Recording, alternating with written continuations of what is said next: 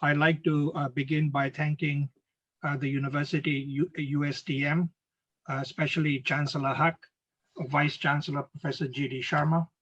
I also like to thank and acknowledge Professor Mikhail Lovna from Russia, and of course my colleague and my friend Professor Abdul Mateen. The previous speakers have illustrated and highlighted some of the key themes regarding social media today. I just like to touch upon some of the themes that the previous speakers have addressed. So my talk will broadly revolve around big tech, social media, and free speech. And I will use the reference of the United States, because what will happen in the United States will generally set the precedent about how the future of social media, how it is going to be regulated, and how it can serve for the common good. So broadly speaking, again, big tech, social media, and free speech. I don't need to spend too much time on what is social media. You are all in the field, and our previous speakers have already illustrated very clearly what social media is. I think it is worth reiterating and repeating that social media has more or less revolutionized communication. It has not only changed the way we as individuals, but also communities, societies, and nations communicate with one another. So when Professor Mateen mentioned the numbers, if the Earth's population is around 7 billion, you already have close to 60% in some form of social media platform. So social media is basically all pervasive, and it's not going to go away. But the larger question is in the United States, the discussion is about free speech. How are we going to, this very powerful platform that is called social media, how does it interact with the question of free speech? Now, free speech is taken for granted in liberal democracies, like the United States, India, and the Western democracies. And in the United States, as you may know, that the freedom of speech is a First Amendment right guaranteed by the Constitution of the United States. So the freedom of speech is a First Amendment right. It means that the government cannot penalize individuals for their written or verbal speech or for expressing particular opinions. So this is an old established right in liberal democracies, right? That government cannot penalize us as individuals for our written or verbal speech or for expressing particular opinions. So that is generally what people normally cite. But there's an undercurrent, there's a flip side to this. And the flip side is that even in the United States and in all liberal democracies, the government can pursue or even prosecute an individual for threatening harm. So if you use free speech to threaten harm on somebody else, then you are liable. So it's a very thin line. It's like walking on the razor. So one has the right to use their freedom of speech as an individual. You have the right to use your freedom of speech to speak, but you don't have the right to commit or threaten to commit a crime. In other words, you do not have freedom of speech to misuse your right. You cannot use the freedom of speech to infringe and to misuse the right you have been given. So that's pretty much understood, right? You have social media, and then you have free speech.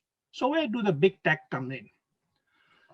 So Professor Mikhail Lova has already mentioned the power of the big tech companies, the big tech firms. You have Google, you have Facebook, Twitter, Amazon, YouTube, as you know, is owned by Google, Instagram. So these are very powerful entities. But what is not generally well known is that in the United States and in all liberal democracies, but especially in the United States, social media companies, as with nearly all private companies, are not bound by the First Amendment restrictions. So the First Amendment restrictions that applies to individuals, that you can speak, but you cannot use your speech to commit harm, that amendment right is not applied to the big tech companies. So in other words, it's a private company, it's a private entity, and it has no legal obligation to protect or even respect any individual's right to free speech. So that is why what you can post and not post on the social media is entirely at the discretion of the social media. So as was mentioned, in the case of Trump, Twitter just got rid of him. Well, Twitter does not have to give any explanation, and it faces no legal recourse because it's a private company and it has that right. So there lies the slippery slope. So when it comes to what you can and cannot post on social media platform, the tech firms make the rules. The big tech companies decide. In other words, the big tech companies say, if you do not abide by our community rules, regardless of how strict or not strict it is, we can reprimand you, kick you out. And that is the argument that Dorsey, the founder of Twitter, used against Trump, right? Simply said, look, you are not following our community rules. We're going to stop you. We're going to cancel you. And there's nothing you can do. You cannot take him to court. The same thing applies to Facebook. If Facebook wants to permanently ban all users who say anything negative against its founder, Mark Zuckerberg, it is within the company's right to do so. It would not be considered an infringement because it's a private company. And so therein lies the problem. How are we going to fix this issue? Here you have the free speech. Here you have the power of social media. And here you have big tech companies who are given this right as a private entity. So that leads us to the next issue that I want to address, is that big tech and free speech. Now, why did this happen in the United States? It happened for a very simple reason. Because in the early 1990s, when the internet was being born and the industry faced conflicting rulings, what could be said, what could not be said. And what you know about the United States, it's a litigation culture. There's lawsuits after lawsuits against every and anything. So to prevent this type of litigation against these platforms, the rule was, look, the big tech companies are exempt from the First Amendment rules. This was and it served a purpose, right? Because it simply says, look, we are providing you a platform. Because if we begin to monitor, then, well, are we providing a platform? Will the numbers be the numbers we have, close to 3.4 billion or whatever numbers we have? So basically what happened to prevent this type of litigation, the US Congress passed a law called Section 230 in 1996. It passed a law, very powerful law by the US Congress called Section 230, which protects online services from being held liable for the vast majority of content they post. Think about it. If these big tech companies were held liable, then 90% of the stuff that is posted on social media will not be posted. Because why would they face litigation? And you'll have massive billions and billions of dollars fines. And the reason this law was enacted was, in other words, Section 230 of the US Congress says websites are free to moderate. We give the discretion to the websites. They are free to moderate the content as they see fit without considering them as part of a third party, as publishers of a third party content. Now, it worked. The big tech companies flourished. Generally, it became a marketplace of ideas. Anybody with anything you could post, no problem. But then the problem began.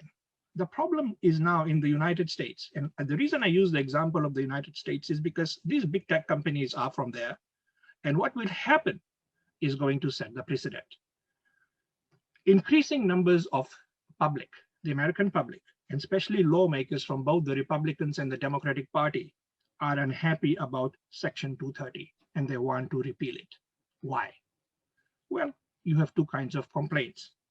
If you are a Republican from the conservative side, you will say, look, what these big tech companies do, like especially Facebook and Google and Twitter, they use their content moderation policies as a weapon against conservative crusade, right? If you take the example of Twitter, it simply used that well, Donald Trump is spreading hate speech. It made that decision. One individual, the CEO, made the decision. So they will complain, well, that's what's happening. And we do know as a fact that Google tweaks the algorithms governing Google search function. So if you are going to go into Google search functions, you will have a lot of problems finding conservative content. And in the last election, I think it's reasonable to say that conservative commentary was generally relegated in these networks. And I think, as Professor Mikhailova rightly mentioned, the same thing they applied to Russian accounts. You know, is there any evidence? Has it gone through the courts? No. But well, this is a decision made by the big tech companies. So this is what the conservatives say. On the other hand, the Democratic or the left progressive have the same complaint. They say that social media does not do too much, has not done enough to moderate hate content. And so basically what has happened is that social media cannot please either the right or the left. It's caught in the middle. So that's why Facebook CEO Mark Zuckerberg has faced criticism from both the left and the right. So what do you do now? Well, what has happened is that the law initially gave these very powerful entities a free rein. It basically gave them the power to decide what you can post on the website. But today, there are concerns. One is about the question of free speech. That is, should we allow such powerful corporate entities? You know, these are billion-dollar corporations. They are powerful corporations. Should we allow them the power to shape the marketplace of ideas? In other words, what you find in the internet is that even though, as you know, research has shown, even though there's tremendous amount of information, what you find is that people still generally look for information that support their point of view.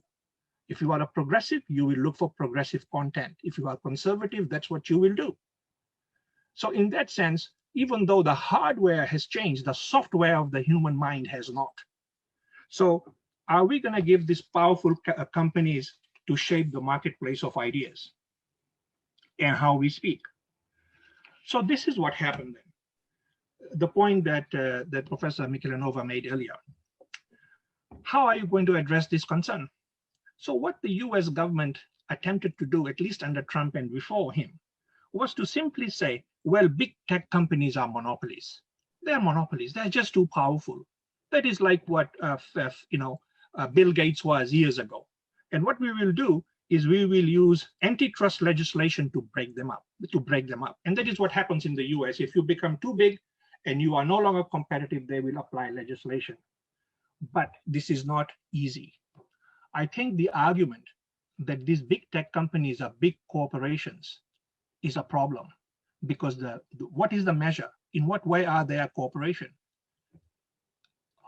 Are they a monopoly? Not a corporation. Are they a monopoly? I don't think you can make that case that it is a monopoly. Why? Because these big tech companies face intense competition. You can only be a monopoly if you face no competition. Look at all these big tech companies. Many of them won't survive. Look at what happened to Skype. Look at what happened to Zoom. So these big tech companies, as you cannot make a claim that they are monopolies, how are you going to use antitrust legislation to break them up? If they take this matter to the courts in the United States, big tech companies are going to win. And everybody knows it, because you cannot make this charge stick that they are somehow monopolies. It's easy to say they're a monopoly, but how do you prove it? Especially when they face intense competition, their margins are very small. You are looking at what's happening to Facebook, you know, Twitter, what's happening to Twitter after Dorsey took that action. This company may not survive. I mean, life and death in this business is pretty tough. So what has the lawmakers done? Well, I think what the lawmakers are now doing, and this is where the question I think requires further research. Both Republican and Democratic lawmakers are more or less now saying that Section 230 needs to be repealed. And what Section 230, the way they will repeal it is in a very smart legal way. And I think this is going to come down the pipe. This is what's going to happen. And if this happens, it will have huge implications. One thing they are saying is that we want to hold big tech companies responsible for the data they collect and the type of manipulative behavioral advertisements they provide. In other words, the information that is now circulating, they will collect the information, they will see what we like to watch, and they can monitor. So the government wants to have greater oversight over this. So the big tech companies are very concerned because it will mean, millions of dollars for them. But the most important aspect of this new, if this section passes under Biden, is that Section 230 protections is now going to be contingent on a certification from the Federal Trade Commission. In other words, they are saying the First Amendment does not apply to you big tech companies in the past. You were given the right to moderate, no longer. What's going to happen is there's going to be something called the Federal Trade Commission, and the Federal Trade Commission is going to certify. It's going to give you the approval. And if you post matters, and they've used a very broad language, they say, quote, biased against any political party, political candidate, or political viewpoints, we will hold you liable. We'll hold your feet to the fire. You can just imagine why big tech companies are very concerned, because this is the paradox, right? On one hand, you want freedom. You want the big tech companies to have freedom. For them to have freedom, they need to create a platform for all ideas to bloom. But on the other hand, if you don't like certain ideas, if you're a conservative, or if you are a progressive, if you're on the right or the left you don't like the right ideas, and the right you don't like the left ideas, you want it to regulate. Well, who's going to regulate it? Well, welcome to the world. The government will. And once the government begins to regulate it, then the marketplace of ideas is going to shrink, because what can be posted and cannot be posted is going to be concerned. So it's a lesson, be careful what you wish for. We complain about big tech companies and platforms that allow all ideas to bloom. But if the Federal Trade Commission has its way, and it's a very tough rule they are coming up with, biased against any political party, political candidate, or political viewpoint, which basically means that the big tech companies are going to screen anything they don't like, anything even close to that they can be dragged to court, they won't do it anymore. So that's the concern. How do we, it raises a big concern, right? How do you maintain freedom? What is the trade-off? How much trade-off are we willing to give? How much are we willing to sacrifice? How much are we willing to accept? And I think that the reason I say in the United States the precedent will be set is in large measure because of the tremendous anger when you have Twitter basically shut down the account of Donald Trump, who did get 74 million votes. 74 million, that's a large number of people. So these are the concerns. I think this area requires future research, because what will happen to the US, I think, will trickle down. Other countries, where there's no real law, you will have these companies flourish, but can you really trust them? They'll post anything. So these are some of the issues that I wanted to bring to your attention today. And I think many of these are just general questions. We don't really know the answer. So with that, I will end my remarks. And once again, thank you, everybody.